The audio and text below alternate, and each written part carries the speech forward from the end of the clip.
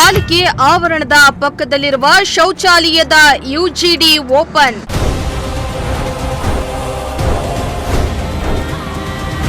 ಗಬ್ಬೆದ್ದು ನಾರ್ತಾ ಇದ್ರು ಸಿಬ್ಬಂದಿ ಅಧಿಕಾರಿಗಳು ಡೋಂಟ್ ಕೇರ್.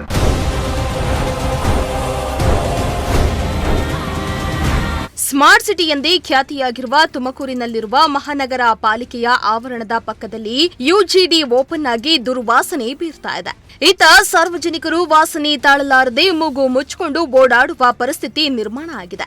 ಹೌದು, ಟೌನ್ ಹಾಲ್ ವೃತ್ತದ ಬಳಿಯ ಹೆಲಿಕಾಪ್ಟರ್ ಇಟ್ಟಿರುವ ಪಕ್ಕದಲ್ಲೇ ಇರುವ ಸಾರ್ವಜನಿಕ ಶೌಚಾಲಯದ ಚೇಂಬರ್ ಯುಜಿಡಿ ಓಪನ್ ಆಗಿದ್ದು ದುರ್ನಾತ ಬೀರ್ತಾ ಇದೆ.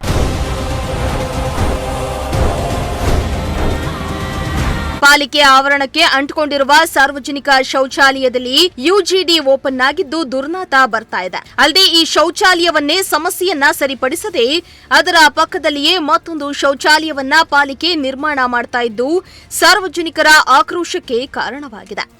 ಸ್ಮಾರ್ಟ್ ಸಿಟಿ ಅಂತಾರೆ, ಆದ್ರೆ ಪಾಲಿಕೆ ಆವರಣದಲ್ಲಿಯೇ ಹೀಗಾದ್ರೆ ಬೇರೆ ಕಡೆ ಹೇಗೆ ಇವರು ಸ್ವಚ್ಛತೆ ಮಾಡ್ತಾರೆ ಅನ್ನೋದು ಪ್ರಶ್ನೆಯಾಗಿದೆ.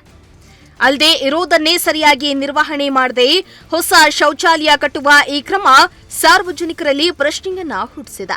ಪಾಲಿಕೆ ಆವರಣದಲ್ಲಿಯೇ ಇಂತಹ ಸ್ಥಿತಿ ಇದ್ರೆ ನಗರದ ಇತರೆ ಭಾಗಗಳ ಪರಿಸ್ಥಿತಿ ಹೇಗಿರಬಹುದು?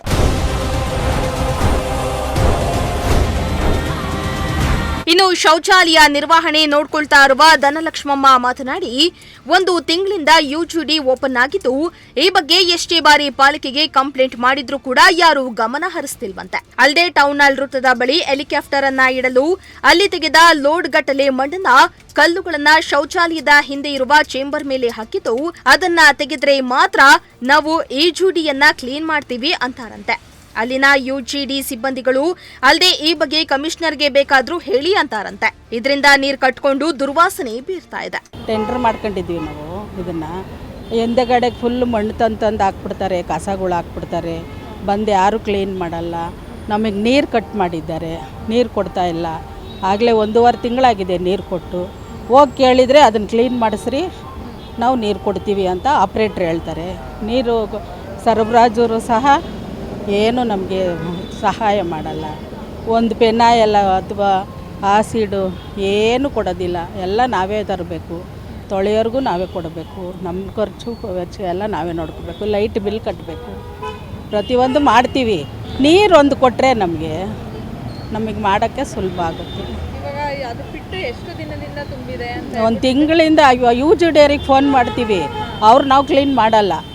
ನಮಗೆ ಮಣ್ಣು ಎತ್ತಿಸ್ಕೊಡ್ರಿ, ನಾವು ಕ್ಲೀನ್ ಮಾಡ್ತೀವಿ. ಲೋಡ್ ಗಟ್ಟಲೆ ಮಣ್ಣು ಸುರಿದು ಬಿಟ್ಟವ್ರೆ ತಂದು, ಅದರಿಂದ ಅವರು ನಾವು ಮಾಡಲ್ಲ ಅಂತ ಹೇಳ್ತಾರೆ. ಇಲ್ಲಿ ಇದನ್ನು ಮಾಡಿದ್ರಲ್ಲ, ಹೆಲಿಕಾಪ್ಟರ್ ಮಾಡಿದ್ರಲ್ಲ, ಅವ್ರು ಮಣ್ಣು ತೋಡಿದ್ರಲ್ಲ, ಅದನ್ನೆಲ್ಲ ಅಲ್ಲಿಗೆ ತಳ್ಳಿ ಹೋಗ್ಬಿಟ್ಟವ್ರೆ. ಅವ್ರು ತೋಡಿದ್ರಲ್ಲ ಫುಲ್ ಅಲ್ಲಿಗೆ ತುಂಬಿಬಿಟ್ಟವ್ರೆ.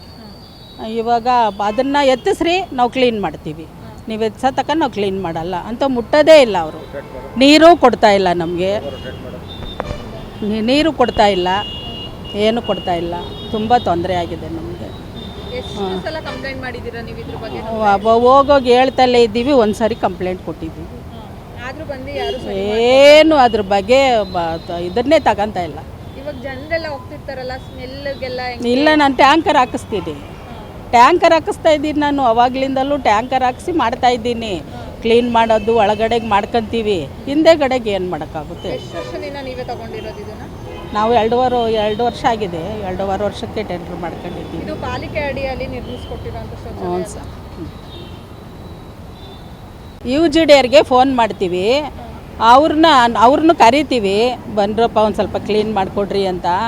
ಇಲ್ಲಮ್ಮ ನಾವು ಮಾಡಲ್ಲ, ನೀವು ಕಮಿಷನರ್ಗೆ ಬೇಕಾದ್ರೆ ಹೋಗಿ ಹೇಳ್ರಿ, ನಾವು ಮಾಡಲ್ಲ. ಆಮೇಲೆ ಅಲ್ಲಿ ಕಂಟ್ರೋಲ್ ರೂಮಲ್ಲೂ ಸಹ ಅವ್ರು ಮಾಡಲ್ಲ ಅಂತಾರಮ್ಮ, ನಾವೇನು ಮಾಡೋಣ? ಇಂಜಿನಿಯರ್ ತಗೋಗ್ರಿ, ಕಮಿಷನರ್ ತಗೋಗ್ರಿ ಅಂತ ಹೇಳ್ತಾರೆ. ಮಣ್ಣು, ಕಲ್ಲು, ಚಪ್ಪಡಿ ಎಲ್ಲ ಚೇಂಬರ್ ಮೇಲೆ ಹಾಕೋರು. ನೀರು ಮಣ್ಣು ಅಗ್ಗಣ ಎಲ್ಲ ತೋಡುತ್ತಲ್ವಾ, ತೋಡ್ಬಿಟ್ಟು ಎಲ್ಲ ಚೇಂಬರ್ ಒಳಗೆ ಹೋಗಿದೆ, ಎಲ್ಲ ಕಟ್ಕೊಂಬಿಟ್ಟು ನೀರು ಫುಲ್ ಹೋಗೋದೇ ಇಲ್ಲ. ತುಂಬ ಸ್ಮೆಲ್ ಬರುತ್ತೆ. 1 ತಿಂಗಳಿಂದ ಇದೆ.